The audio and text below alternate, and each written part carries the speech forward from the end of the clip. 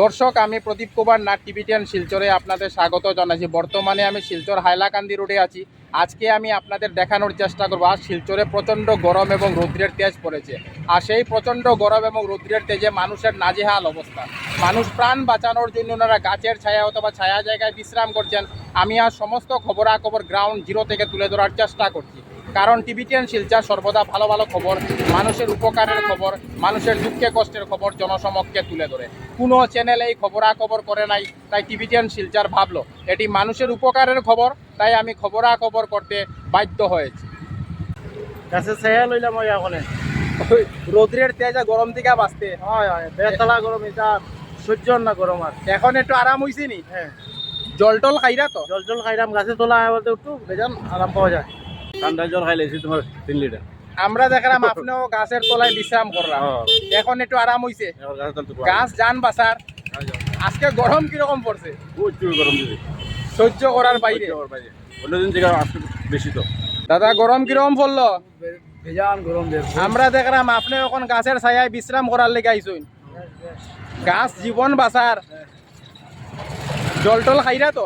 হ্যাঁ, জল খাই আছে 5 লিটার জল খাই আছে। 5 লিটার 5 লিটার জল খাইলি তুই?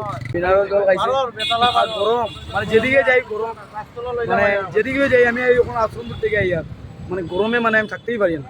এখন গাছের ছায়ায় দাঁড়াই একটু ভালো হইছে। বহুত আরাম পাইলাম মানে গাছের ছায়া লইয়া। এখানে একজন দাদাকে দেখতে পাচ্ছেন, উনি প্রচণ্ড গরমের হাত থেকে বাঁচতে ডাবের জল খাচ্ছেন। আমি সেই খবরও দেখানোর চেষ্টা করছি। আমরা দেখলাম আপনি প্রচন্ড রৌদ্রের তেজ এবং গরম থেকে বাঁচতে আপনার নারিকেলের জল খাইরা। না পারতে এখন খাইতে লাগে, কিটা করবা। এখন একটু আরাম হইছে। ওই এখন গিয়ে একটু আরাম পাইছি, শান্তি পাইছি। এখানে কয়েকজন দিদিকে প্রচণ্ড রৌদ্রের তেজ থেকে বাঁচতে ছাতা ব্যবহার করে পায়ে হেঁটে যাতায়াত করতে দেখা যাচ্ছে। আমি টিভি10 শিলচরের পক্ষ থেকে প্রদীপ কুমার সেই খবরও দেখানোর চেষ্টা করছি। এছাড়া আপনারা শিলচর ন্যাশনাল হাইওয়ে পয়েন্টের মতো ব্যস্ততম এলাকায়ও যানবাহন চলাচল কম দেখতে পাচ্ছেন, কারণ আজকে শিলচরে প্রচণ্ড গরম এবং রৌদ্রের তেজ পড়েছে। আর সেই প্রচণ্ড গরম এবং রৌদ্রের তেজে মানুষের নাজেহাল অবস্থা। মানুষ প্রাণ বাঁচানোর জন্য ওনারা গাছের ছায়ায় অথবা ছায়া জায়গায় বিশ্রাম করছেন। এছাড়া রাস্তাঘাটেও মানুষ কম বাহির হয়েছেন, সেই জন্য শিলচর শহরের রাস্তাঘাটে যানবাহন চলাচল কম দেখা যাচ্ছে। শিলচর ন্যাশনাল হাইওয়ে পয়েন্টে প্রায় সময় যানজট সমস্যা দেখা যায়, কিন্তু আজকে তার উল্টো দৃশ্য দেখা যাচ্ছে। প্রায় রাস্তাঘাট ফাঁকা দেখা যাচ্ছে, হালকা হালকা যানবাহন চলাচল করছে, হালকা হালকা মানুষকে পায়ে হেঁটে চলাচল করতে দেখা যাচ্ছে। আমি সমস্ত খবরাখবর দেখানোর চেষ্টা করছি।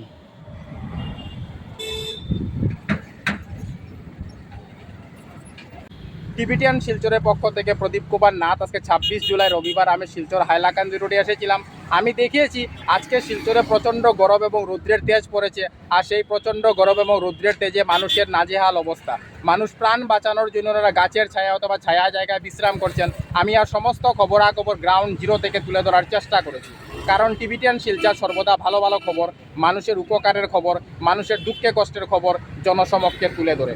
ধন্যবাদের সহিত টিভি10 শিলচর প্রদীপ কুমার নাথ। ধন্যবাদ।